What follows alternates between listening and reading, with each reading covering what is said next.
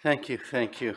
First, I want to thank Pan-Pontian Federation of Greece to invite me today and in the last couple of days also to talk about the plight of the Yazidi people and the genocides they have gone through in the recent history.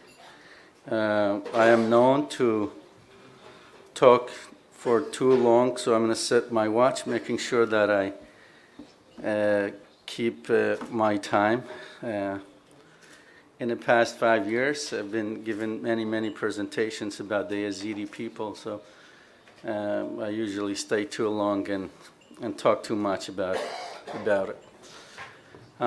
Starting with the Yazidi community. Yazidi is a religious minority. It's also a religion called Yazidism, and the history goes back to Sumerian culture, at least as far as the knowledge of the Yazidi community extends. And the history is about 6,000 years.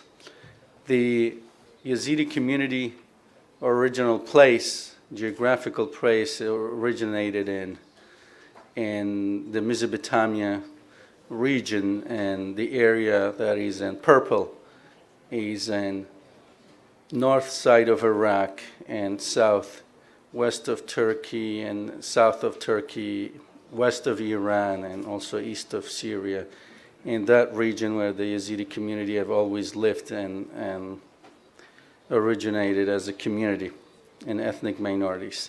I also wanted to quickly shed the lights to the few genocides that the Yazidi community have gone through in recent history, though that this genocide that happened by ISIS in 2014, it was in a peak of the technology and people were able to document it, but unfortunately the other genocides were not documented, other than being in some of the poetry of the Yazidi people. When they sing, they talk about it. No other documents have been presented to us.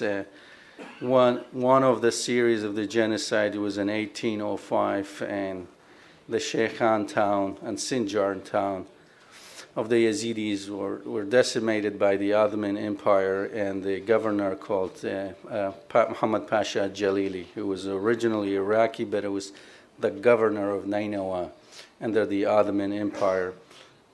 And the other one, it was in 1832 by the Ottoman army. Another one in 1844 by the Ottoman army as well and the Iraqi government. Another genocide was in 1891 by the Ottoman army, and they arrested all the spiritual Yazidi leaders and killed them in front of the people. And the other one was in 1935 by the Iraqi army. Another one I did not mention, that in 1912 was during the Armenian genocides, that some people, my friends asked me last night that what do Yazidis do in Armenia and how did they get there? Are they refugees? Well, about 105-6 years ago, during the Armenian genocides, it was also Yazidi genocides, and they fled together to Armenia. And today we have nearly 35,000 Yazidis who live in Armenia for over 100 years, and nearly 30,000 in Georgia, and the same number in Russia, in Moscow specifically. And others have fled to Germany recently and other European countries. Another attack was by Al-Qaeda trying to exterminate the Yazidi towns in Sinjar area. The Al-Qaeda tried to exterminate and killed all the Yazidis in those villages, so they put together the largest explosive device was ever created during the Iraq War after 2003. And they put them in 4 trucks, car bombs, and they were synchronized, and they sent to 2 villages the attempt to explode 2 cars, 2 trucks, and then when people gather to help, then we'll do the other 2. The first 2 were succeeded, but the third and fourth were discovered and they were blown up outside of the village, but they still killed hundreds of people. The casualty of those were 600, at least, people were killed in 2007, and close to 2,000 people were injured. Among them were 4 of my family members, my brothers and sisters, were critically injured in those attacks. The picture in the bottom is about 300 meters from my house in village. The last attack was, I tend to focus more on, which is recent by ISIS, so-called the Islamic States in Iraq and Levant in Syria. The group attempted to exterminate the entire community from the existence, and they, in their website in Dabaq, they've announced that the Yazidis do not have the right to live. They're not the people of book. They're not the people who have a legitimate religion, so it is shame on Islam to keep them alive. The attack happened in August the 3rd of 2014 when I was in Houston, Texas, focusing on my life and my family and my small community and friends in the States, and trying to continue my education, which I did not get the opportunity to do so in Iraq.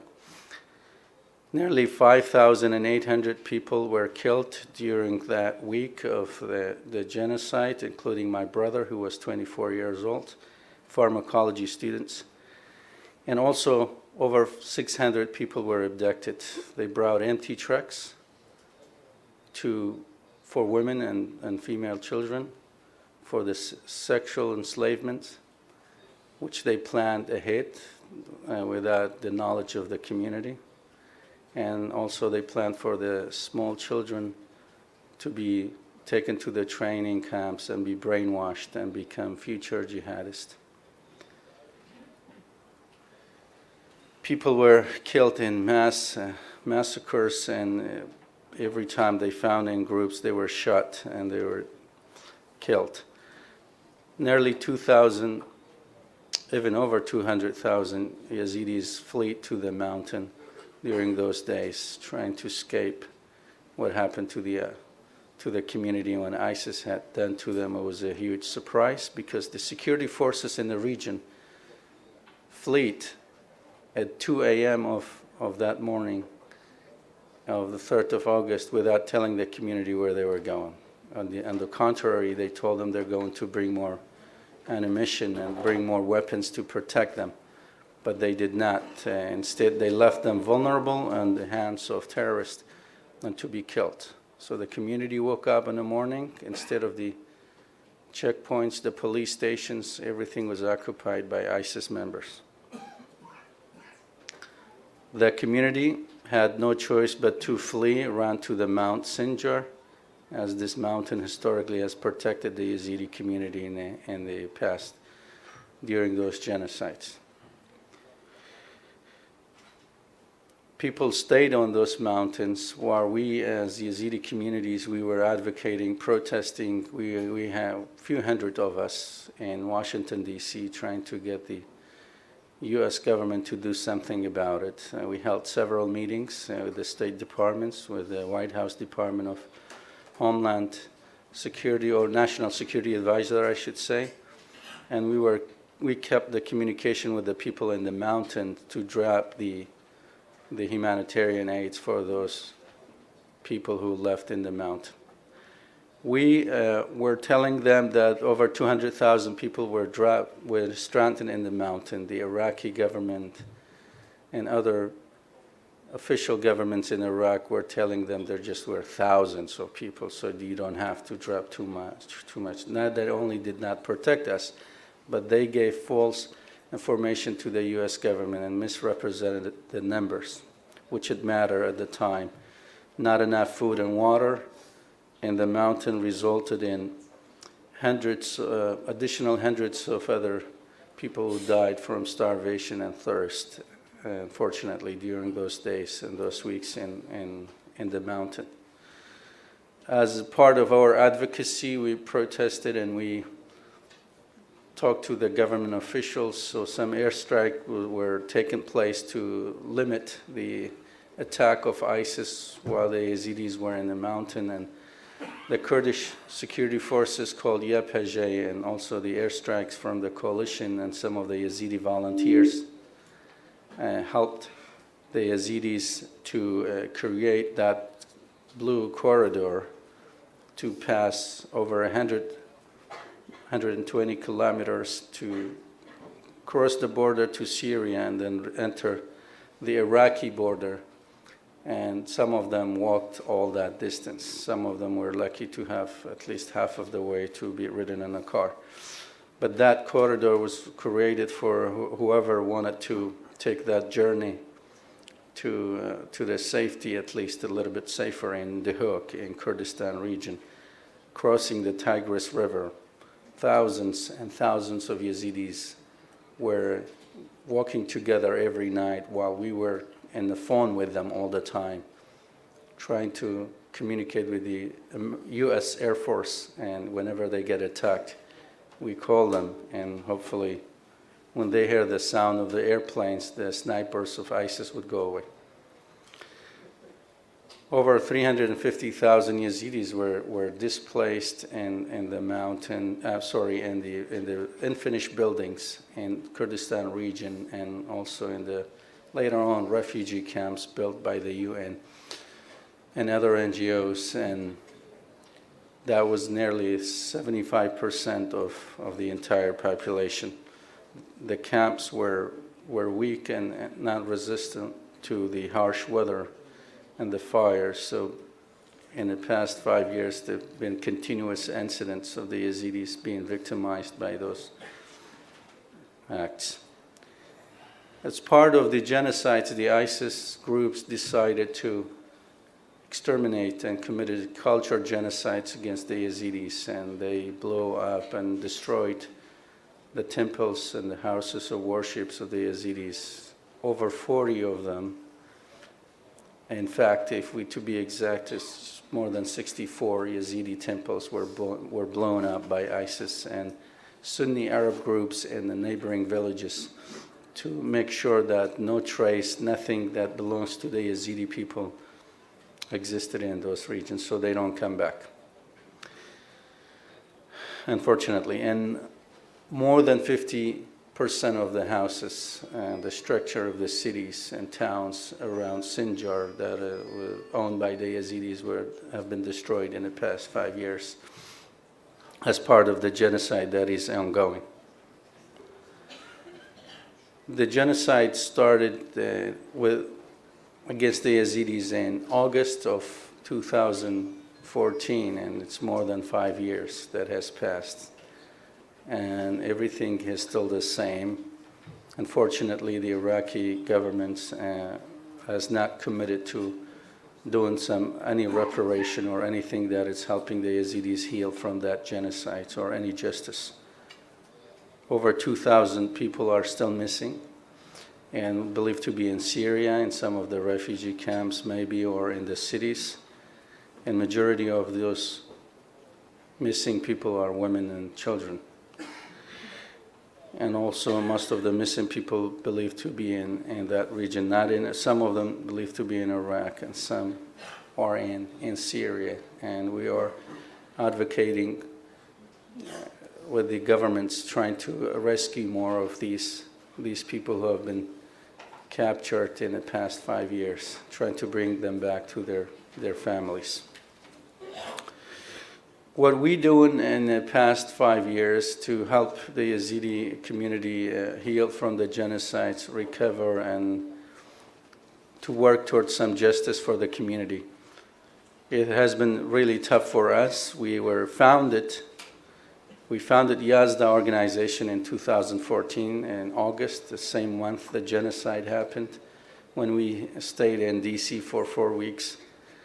And we created many projects, the humanitarian projects for psychosocial therapy for the Yazidi women and female children to get some social support from the Department of Social Services in the Iraqi government. And also we had another project working with the Canadian government to bring some of the Yazidi victims to Canada. 1,200 Yazidis have made it to Canada so far through our projects. And also we're working with the Australian government and we have brought nearly 2,000 Yazidis to Australia, and the program is ongoing, and the process is a little bit slow, but it's good for the victims of the genocides to go to Australia and to go through the psychological therapy and be healed. We also have the education projects for the kids.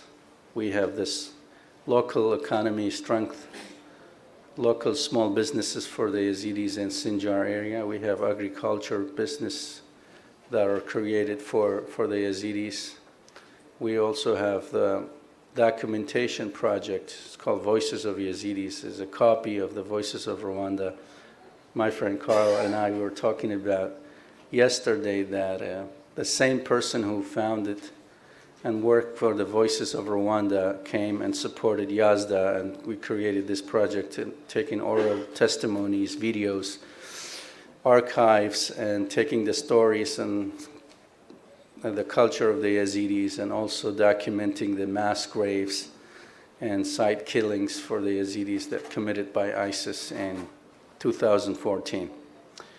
As part of that project, we have also a justice project started in 2015 with Luis Moreno Ocampo at the time, the chief prosecutor of the International Criminal Court at the time, and he introduced us to Amal Kalouni, the international lawyer that we've been working together ever since, along with also Nadia Murad.